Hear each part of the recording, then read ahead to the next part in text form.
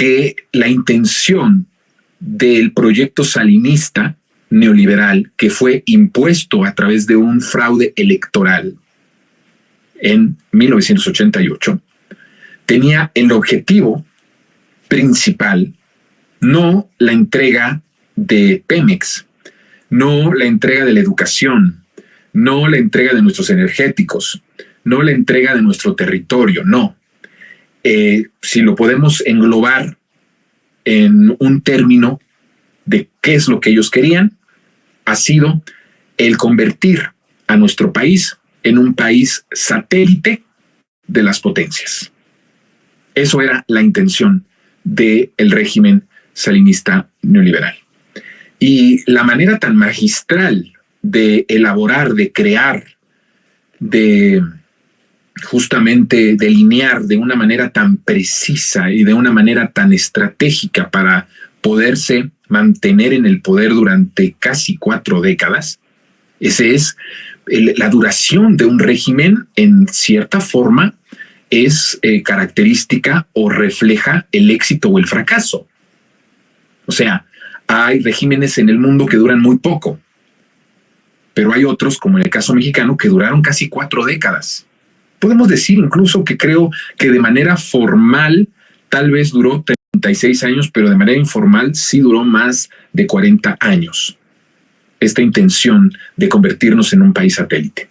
Y entonces, esta forma tan estratégica de tejer las formas, las maneras, no solamente eran para el presente, porque esto del régimen salinista neoliberal es un proyecto evidentemente transeccional, no era un proyecto que tenía una caducidad de 1988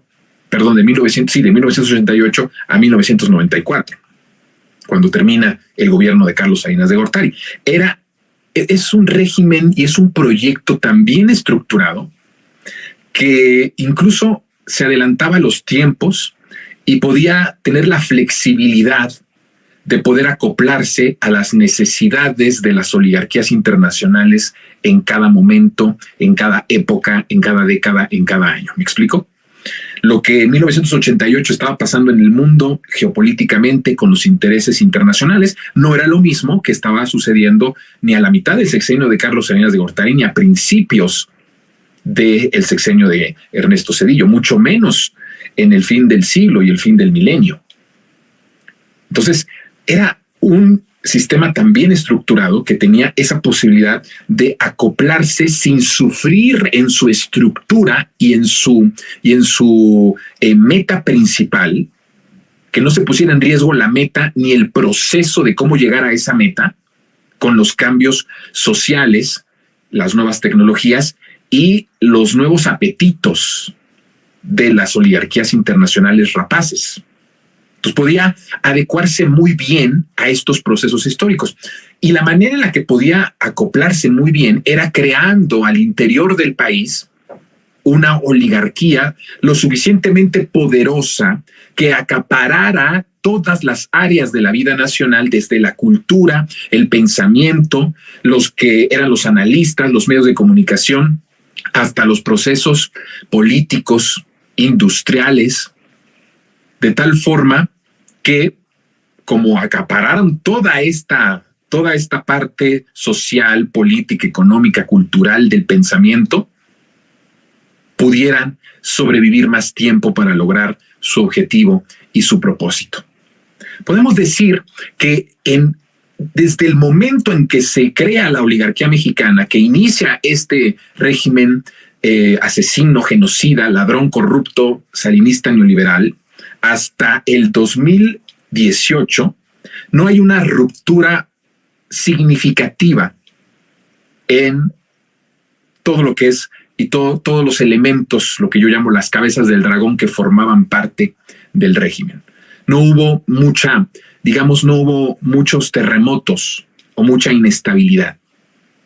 De tal forma que lo que estamos viendo en estos momentos es algo histórico, porque por primera vez en 36 años, en los que tuvieron el poder político y la presidencia de la República y las instituciones, por primera vez en 36 años teniendo y ostentando y usurpando en muchos casos la presencia de la República, ellos están sufriendo una crisis fuerte al interior.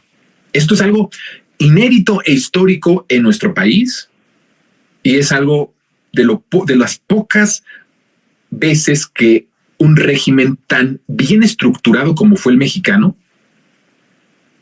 en el mundo o con los pares o sus pares globales, es inédito que esto le esté sucediendo a un régimen como el mexicano, porque fue tan bien creado, tan bien estructurado, que la verdad es que su éxito se fincó en su durabilidad.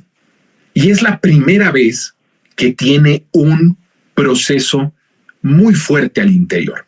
Ayer yo contaba, vengo diciéndolo desde el martes, como el régimen está compitiendo con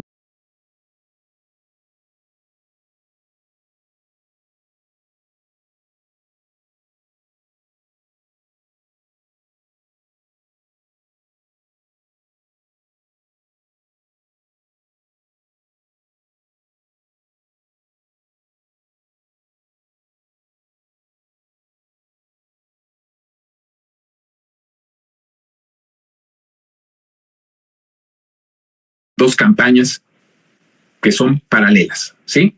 La de Xóchitl Gálvez y la del crimen organizado. Esas son las dos campañas. ¿Quiénes son los que están dándole fuerza a una y a otra, decidiendo de manera individual a quién o con quién van? Los medios de comunicación. Ayer yo decía, los medios apuestan a la campaña del crimen organizado y han menospreciado en cierto sentido, en cierta forma, los dueños, que no los sicarios, ¿eh? Los sicarios hoy tienen ahorita una narrativa de que Xóchitl resucitó y que viene con mucha fuerza, ¿no? O sea, por un cierre de campaña en la Arena Ciudad de México, Palacio Nacional y AMLO volvieron a temblar, ¿no? Y de miedo y están descontrolados, hoy lo que dice Loret de Mola, ¿no? Entonces, totalmente de risa, absurdo. Pero los dueños han decidido menospreciar hasta ahorita, no sabemos qué va a pasar después.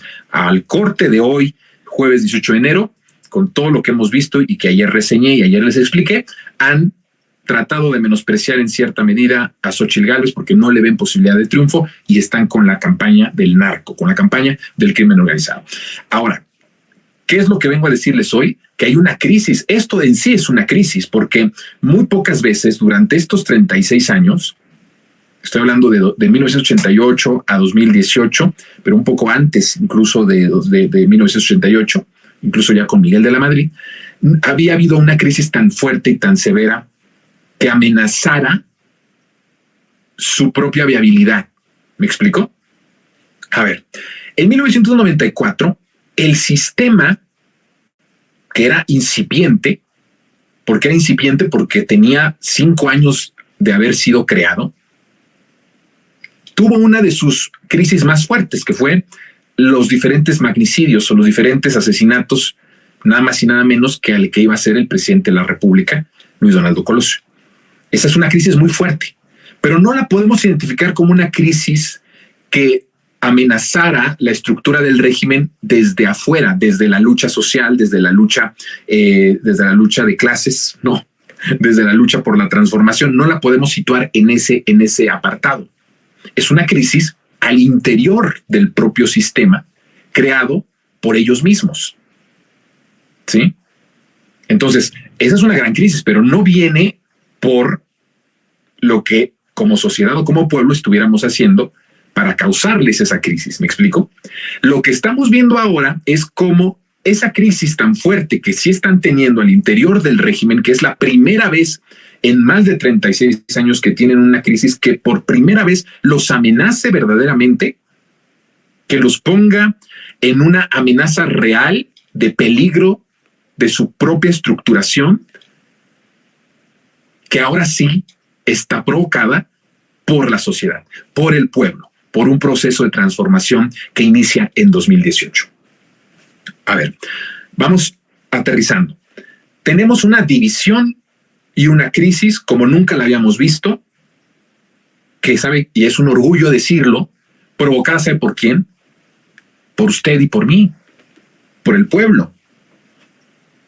Y qué bonito es decir que en parte el que podamos hoy decir que el pueblo le está causando una crisis severa al régimen, porque ellos provocaron muerte, destrucción, desesperanza al país durante más de 36 años y ahora por primera vez nosotros le estamos causando a ellos una amenaza real y una crisis real que ya se está viendo en las diferentes expresiones de poder de ese régimen salinista neoliberal. Y qué orgullo decir que los primeros o los que impulsamos que esto fuera generalizado fuéramos los resentidos. Eso es un timbre de verdadero orgullo. Yo le quiero decir a usted, querida resentida y resentido, que va a poder usted decirle a sus nietos, a sus bisnietos, a las generaciones, a sus sobrinos, a las generaciones que vienen después de usted, con mucho orgullo, que lo que está pasando en el país, esta transformación tan bendita y esta crisis tan severa que le estamos causando al régimen salinista neoliberal, ha sido provocado o empezó por un puñado de personas en cada pueblo, en cada colonia, que no nos cansamos de ser como éramos, ni de pensar como pensamos. Eso es maravilloso. Esa es una memoria que no tiene que apagarse, que tiene que seguir extendiéndose, que tiene que seguir propagándose con las otras generaciones. Ahora, hay esta crisis tan fuerte que yo decía que los empresarios, ayer lo decía, que la oligarquía está tomando un papel mucho más sensato que las otras cabezas. Está tomando un papel... Vamos a analizar después los porqués de que las oligarquías que pertenecen a ese régimen salinista neoliberal están más tranquilos que los del crimen organizado, que los empresarios de los medios de comunicación y que la clase política putrefacta que representa o que es representativa o forma parte de ese régimen. Ya los porqués los podemos analizar después. Lo que ahorita me interesa es decirles que es tan grave la crisis que se está originando al interior del régimen que hay reproches, que empieza en estos momentos a haber fuertes reproches y fuertes pases de factura. Hay un nerviosismo, hay un temor. ¿Se acuerdan ustedes de ese temor? A lo mejor ustedes no se acuerdan, pero hay mucho público que nos está viendo aquí, mis hermosas personas que nos ven, que tienen la edad tal vez de mi madre, la edad de mis tías, y debo de decirles, y estoy muy contento de que tal vez sea el comunicador con más fans de la tercera edad, y eso me da muchísimo gusto, porque mucha de la gente que me saluda en la calle, en restaurantes o quiero decirles que también voy a los centros comerciales, también voy a los mercados, a los tianguis, pero hay cosas que no se venden ahí que sí tengo que ir a los centros comerciales, sobre todo para aquellos que piensan que los chairos no comemos, ¿verdad? Esos que piensan que no comemos, que no podemos salir de fiesta, que no podemos salir a divertirnos, les aviso que sí lo hacemos y que más tenemos derecho a hacerlo y nos lo hemos ganado. Entonces, la mayoría de los que me encuentran, muchas son mujeres y hombres de la tercera edad que me abrazan, que me felicitan y que su abrazo se siente con un agradecimiento por el trabajo que hacemos. Entonces, es hermoso todo eso. A lo que voy es que muchas de esas personas sí pueden acordarse de la zozobra que se vivía en el país con el régimen salinista neoliberal. Ya de nuevo la devaluación, ya de nuevo la deuda, ya de nuevo el que nos quitan ceros al peso, ya de nuevo que tenemos una deuda externa impresionante, ya de nuevo que nos cometieron un fraude que pagamos y seguimos pagando, el FOBAPROA, ya de nuevo un magnicidio, ya de nuevo crisis y carestía, ya de nuevo la fuga de capitales, toda esa zozobra que causaba pobreza, que causaba muerte, destrucción, desesperanza. Ahora por lo menos un poquito de eso lo están viviendo el régimen salinista neoliberal y no nosotros, que éramos los que estábamos acostumbrados, y en mayor manera las generaciones de personas que hoy tienen 60, 70 años o más, que lo vivieron en carne propia. Y eso es algo de las cosas más hermosas que tenemos que celebrar y festejar, que les estamos dando el dolor de cabeza a ellos, que el temor y la zozobra y la polarización ahora están de parte y al interior del régimen que nos fregó. Esa zozobra, esa desesperanza, ese dolor, esa polarización que causó la desigualdad y la pobreza ya no están del lado del pueblo, ya no están del lado, ya no lo está sufriendo el pueblo y la sociedad, ya lo están sufriendo ellos. Y los empresarios están empezando a convencerse, no porque lo crean de conciencia o porque militen en esa conciencia, sino porque están viendo que ir en la creación de una patria nueva que ponga en su justa dimensión el poder de cada una de las estructuras en nuestro país. Y ya se dieron cuenta que no, López Obrador no les quitó nada. No les expropió nada más lo que era necesario y estaba dentro de la atribución constitucional para la seguridad nacional. Pero no hubo expropiaciones y no, aun cuando muchos queríamos que se expropiara Televisa, que sigue siendo una de las ideas fundamentales para el progreso, que se le quiten las concesiones a las cadenas que mienten, que golpetean, que siembran el terror, que apoyan abiertamente al crimen organizado, con el crimen organizado. Por supuesto que tendríamos que hablar de la expropiación. Bueno, ¿por qué usted cree que ya no quieren que crezca yo en los medios públicos? Porque es mucho mejor acomodarse al pensamiento conformista, al pensamiento blando, al pensamiento tibio, y no quieren tener voces radicales en los espacios de los medios de comunicación públicos. Aun cuando eso garantizaría mayor concientización de la gente para no cometer los errores y para no cometer lo que está sucediendo en Argentina. Por eso este espacio es un espacio de resistencia y de dignidad, de la memoria y de poder retratar sin simpleza ni payasadas la realidad del país. Porque hay muchos miles de reproducciones con los youtubers. Lo poco que tenemos nosotros es digno, porque está enlazado con los sentimientos del pueblo, porque está enlazado con la memoria histórica, que es la única que nos puede salvar de regresar a nuestro oscuro pasado. Y entonces ahora los empresarios y el régimen tienen la zozobra, el nerviosismo, se truenan las manos como alguna vez nosotros y nuestras generaciones mayores se las tronaron, incluso muchos hasta se suicidaron, se enfermaron. Usted sabe cuánto, por eso le digo, estos son los estudios que deben de estar haciendo los sociólogos.